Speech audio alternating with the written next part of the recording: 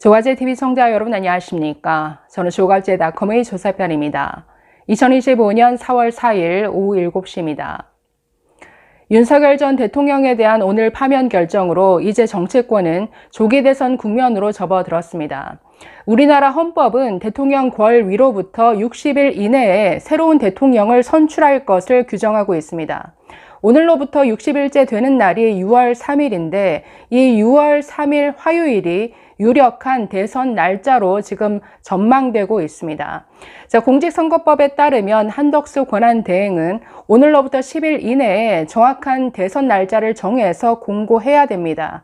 그렇기 때문에 다음 주 정도면 정확한 대선 날짜가 정해져서 발표될 것으로 보이는데, 자, 오늘 이 파면 결정에 대한 유력한 대권주자 3명, 이재명, 이준석, 한동훈 이 세 사람의 입장문을 좀 전해드리도록 하겠습니다.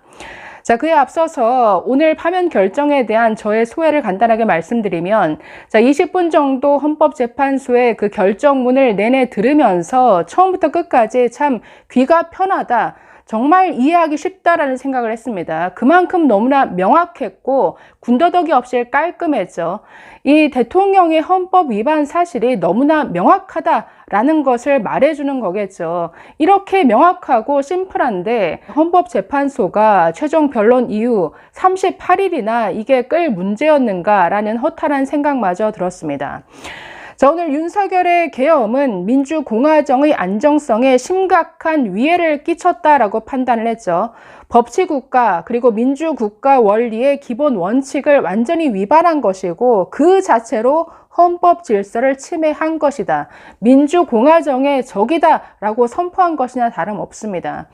저는 이번 계엄부터 파면 결정까지 이 사태를 보면서 제가 분노한 지점 한 4가지 정도인데, 첫 번째, 자, 여러분, 계엄부터 오늘 4월 4일까지 무려 4개월이 흘렸습니다. 여러분, 대한민국의 1년에 3분의 1이 그냥 날아간 겁니다. 대한민국 정말 뛰어도 지금 너무나 많은 위협들이 외부에 도사리고 있는데, 이 대한민국의 소중한 1년이라는 시간 중에 4개월, 무려 3분의 1이 이렇게 정치적 혼란 속에 낭비되었다라는 것이죠. 4개월이 아니라 조기 대선까지 감안하면 무려 6개월입니다. 대한민국의 시간 1년 중에 반이 정치적 혼란과 불확실성 속에 그냥 지나가 버린다라는 것이죠. 이게 얼마나 큰 낭비입니까? 두 번째는 이 계엄이 대한민국 국민들의 삶을 망가뜨렸다, 파괴했다라는 점이죠. 자, 계엄, 12월 3일 계엄 이후 그 다음 날부터 바로 환율이 폭등했습니다. 그 전에는 환율이 1,400원대, 1,350원 전후 왔다 갔다 하는데 무려 하루 사이에 100원이 올랐죠. 그래서 지금까지 1,450원대에 그 이후 후반에 머물렀습니다. 오늘에서야 파면 결정되고 나서 지금 환율이 1,450원 아래로 떨어졌는데, 자, 이건 정말 심각한 경제적 위협이죠. 이렇게나 정치, 외교, 안보, 경제 모든 면에서 국민들의 삶을 위협했다라는 점이죠. 그렇기 때문에 분노하지 않을 수 없다. 자, 앞으로 이 대한민국의 어떤 리더십 부재가 상당 기간 더 지속되는 건데, 어제 트럼프 관세 폭탄, 우리나라 FTA 대상 국가 중에 가장 높은 25%의 관세가 부과됐습니다. 이것도 우리나라가 어떤 정치적 리더십 부재 때문에 여기에 제대로 대응 못할 것이다라는 그들의 계산이 깔려 있는 것이죠. 그만큼 우리나라 경제, 안보가 이렇게나 위협받고 있습니다. 자, 세 번째는 계엄이 아니라 계몽령이었다라는 그 뻔뻔한 발언, 이건 국민을 정말 군대를 동원해서 계몽시켜야 되는 바보로 여겼다라는 점, 국민들의 수준을 이렇게 얕잡아 봤던 그들의 그 발언, 계몽령이라는 그 단어가 저는 내내 너무나 분노했습니다. 네 번째는 이 계엄이 얼마나 참 바보 등신 같은 결정이었나. 아니, 윤석열 전 대통령 임기 5년 중에 3년도 채우지 못하고 물러났습니다. 3년도 못 채우고 자기 성질을 못 이겨서 자기 스스로 이 정권을 그냥 이재명 민주당에게 지금 정권을 헌납하는 꼴 아닌가요? 이게 얼마나 바보 같은 짓입니까? 그렇기 때문에 네, 오늘 대한민국은 정말 집단적 우울감에서 좀 벗어난 듯 보이지만 이런 큰 혼란을 초래했다라는 점에서 이 계엄과 이 탄핵 사태, 대한민국이 남긴 후유증은 너무나 큰 것 같습니다. 자, 오늘 이 파면 결정에 대한 가장 빠른 입장을 밝힌 사람은 역시 발빠른 이준석 의원입니다. 개혁신당 이준석 의원 오늘 그 최고위원 회의에서 이렇게 말했습니다. 부정선거, 계몽령 등 반지성의 언어를 쓰는 무지몽매한 정치 세력은 윤 전 대통령과 함께 공론의 장에서 완전히 사라져야 한다라고 강조했는데 부정선거, 계몽령, 여기에 사로잡힌 반지성 세력은 제발 사라져라. 윤석열과 함께. 자, 이런 메시지죠. 오늘 헌법재판소의 판결은 망상에 대한 판결이고 이제는 정치권의 망상에 종지부를 찍어야 한다는 준엄한 결정문이다. 자, 망상의 끝은 결국 파면으로 귀결됐다. 지극히 당연하고 상식적인 결정이다라고 평가했습니다. 국민이 집권 세력에게 국정 운영 기조를 바꾸라고 선거를 통해 요구했으면 집권당과 대통령은 마땅히 따랐어야 정상이다. 그러나 모든 것이 부정선거 탓이다. 내부 총질하는 당대표 때문이다. 자, 이런 망상에 빠져 있다가 오늘 이 지경에 이르렀다. 자, 또 하나 사라져야 할 악의 축이 있다라고 하면서 자, 이재명 더불어민주당 대표를 향해서도 직격했습니다. 자, 최근 이재명 대표가 여러 산업 경제 구상을 내놨는데 이준석 의원은 여러 비판 발언을 했었죠. 망상의 경제관이다라고 지금 비판을 하고 있는데 이렇게 말합니다. 부정선거 망상에 빠져서 계엄령까지 선포한 망상의 대통령이 지나간 자리에 국부 펀드를 엔비디아 같은 기업을 하나 만들어서 국민이 사이좋게 나눠 갖자는 망상의 경제관이 들어와서는 안 된다. 자, 아주 강하게 비판했는데 이재명 대표가 제안한 게 K-엔비디아 지분 공유론이었죠. 그걸 가리켜서 지금 망상적 경제관이다라고 이렇게 비판하고 있는 겁니다. 그러니까 엔비디아 같은 기업을 국부 펀드 조성해서 만들어가지고 그 수익이 나면 국가와 국민이 나눠 갖자라는 이런 주장이었는데 이에 대해서 망상이다. 망상을 또 다른 망상이 대체하면 안 된다라는 이런 비판이죠. 자, 이준석 의원 계속 이렇게 말합니다. 정치로 안 되니 무력으로 제압하려던 황당무계한 계엄령에 대한 심판이 오늘 판결이라면 한 사람 구속되는 것을 막아보겠다고 국회에서 압도적 다수 의석을 칼과 방패로 삼아 수십 차례 탄핵으로 정치를 마비시켰던 거대 야당에게도 국민은 선거로서 반드시 심판의 철퇴를 내릴 것이다.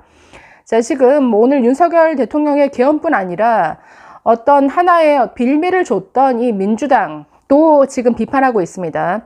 계엄 초기부터 우왕좌왕하지 않고 탄핵에 대한 확신을 얘기했다. 정치적 유불리를 따져 강경 보수 세력에게 소구해 보고자 흔들렸던 사람들은 이제 젊음과 소신, 패기에게 길을 터주기를 요청한다. 이 정치권의 세대 교체를 얘기하고 있죠. 자, 보수 단일화에 대해서도 이렇게 말합니다. 윤 전 대통령의 망상도 비판받아야 될 지점이지만 망상을 키워준 또 망상에 맞장구 쳐주고 심기경호해왔던 사람들의 잘못도 상당하다. 그분들이 이제는 물러나야 된다는 판단을 하고 있다. 물러나라고 하는 세력에게 연대를 요청하기는 어려울 것이다. 말하자면 국민의힘, 친윤, 윤파 세력과는 연대 못한다라는 겁니다. 자, 그러면서 무너진, 추락해버린 보수 진영의 가치를 되살리고 대한민국을 포퓰리스트의 손에서 구해낼 책무가 있다고 생각한다. 그 책임을 다하기 위해서 어떤 역할이든 마다하지 않겠다.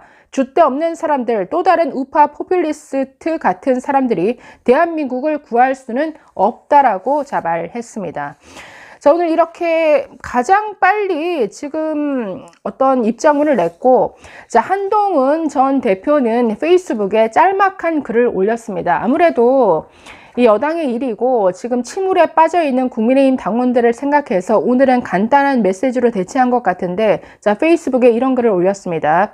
언제나 국민과 함께 하겠습니다. 그리고 사랑하는 지지자들과 당원 동지들께서 느끼실 오늘의 고통, 실망, 불안을 함께 나누겠습니다. 고통스럽더라도 우리가 가야 할 길은 자유민주주의이고 공동체에 대한 책임감입니다.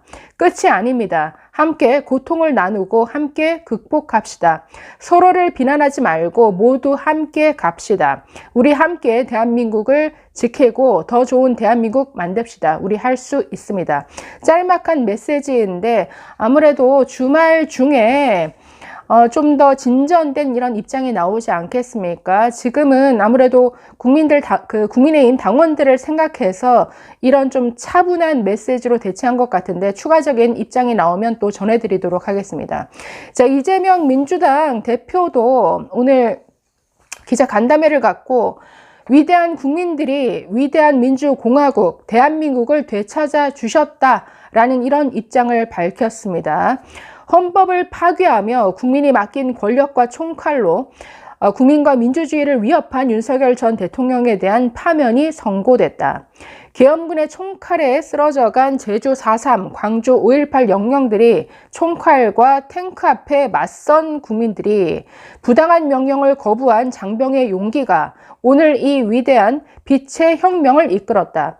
민주공화정을 지켜주신 국민 여러분 진심으로 존경과 감사의 말씀을 드린다라고 했습니다. 자, 이어서 현직 대통령이 두 번째로 탄핵된 것은 다시는 없어야 할 대한민국 헌정사의 비극이다. 저 자신을 포함한 정치권 모두가 깊이 성찰하고 책임을 통감해야 될 일이다. 더 이상 헌정 파괴의 비극이 반복되지 않도록 정치가 국민과 국가의 희망이 되도록 최선을 다하겠다. 이제부터 진짜 대한민국이 시작된다. 국민과 함께 대통합의 정신으로 무너진 민생, 평화, 경제, 민주주의를 회복시키겠다. 모든 국민이 안전하고 평화로운 나라에서 희망을 갖고 함께 살아가는 그런 세상을 향해 성장과 발전의 길을 확실하게 열어가겠다라고 말했습니다.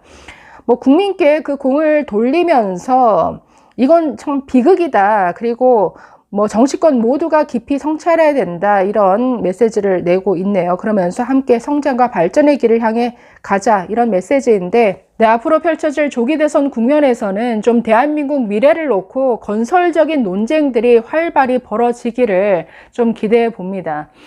자, 망상적 계엄이 초래한 대한민국의 혼란은 오늘 파면 결정으로 수습이 되었지만 여전히 대한민국은 참 어려운 상황에 놓여 있는 것 같습니다. 그래도 오늘만큼은 좀 편히 주무시기를 바라봅니다. 감사합니다.